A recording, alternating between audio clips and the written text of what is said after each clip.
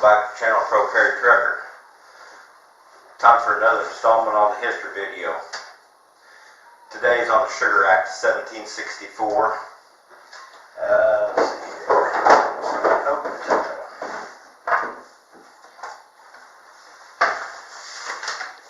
Last video we did was on the proclamation of 1763.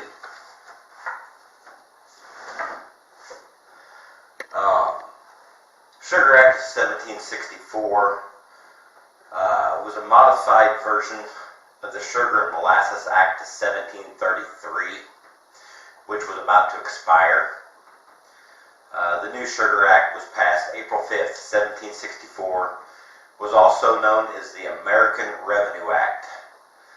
The reason the British imposed, I guess the base reason you could say British imposed this tax was to raise revenue after the French and Indian War. Their debt was, it was phenomenal. It was huge. They were trying to recoup costs from that. The funny thing was, the act reduced the rate on the tax that they had in 1733. The new Sugar Act of 1764 reduced it from 6 pence to 3 pence.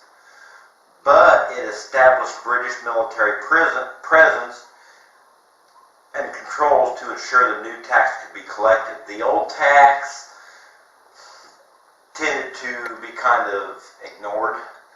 A lot of bribes, a lot of black market.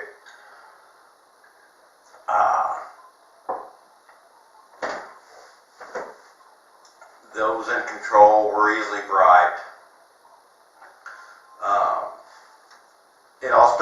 It also established British admiralty courts for tax violators, where a judge decided the outcome rather than colonial courts. This was a big controversy. Let's see if I got it in here.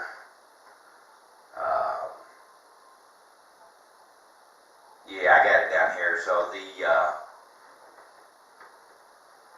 the British courts, or the British military presence and the courts trying these violations instead of colonial courts was a big instigator.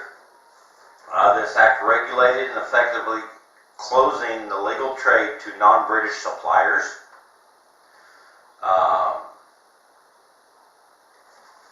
I can't even read. Oh, okay. Hope I can read my writing. It provided for the seizure of cargoes violating the new rules. Timber and iron were also included in the products that could be taxed with England. Where did I see that at? I don't think I wrote that correctly. Timber and iron were also included in products that could be traded only with England. And the effect of the Sugar Act on the colonists was an economic impact, as well as, we're going to back up here to British courts trying instead of colonial courts, constitutional issues of taxation without representation. I know we've all heard that before.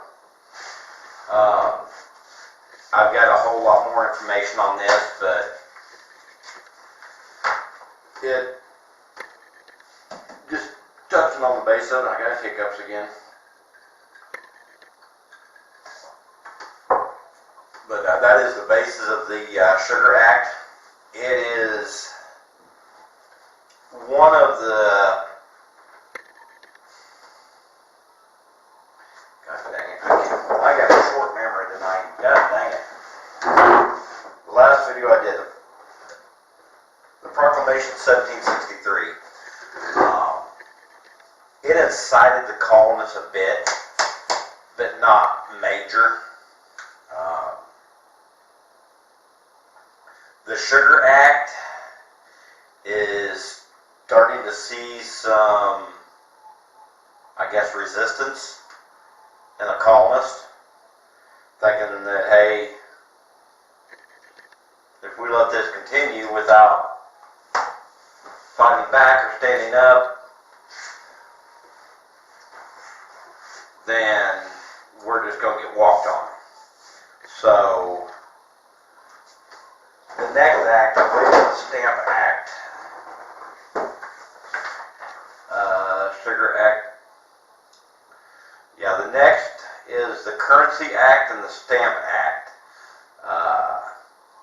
The Currency Act was September 1st, 1764. The Stamp Act was March 22nd, 1765.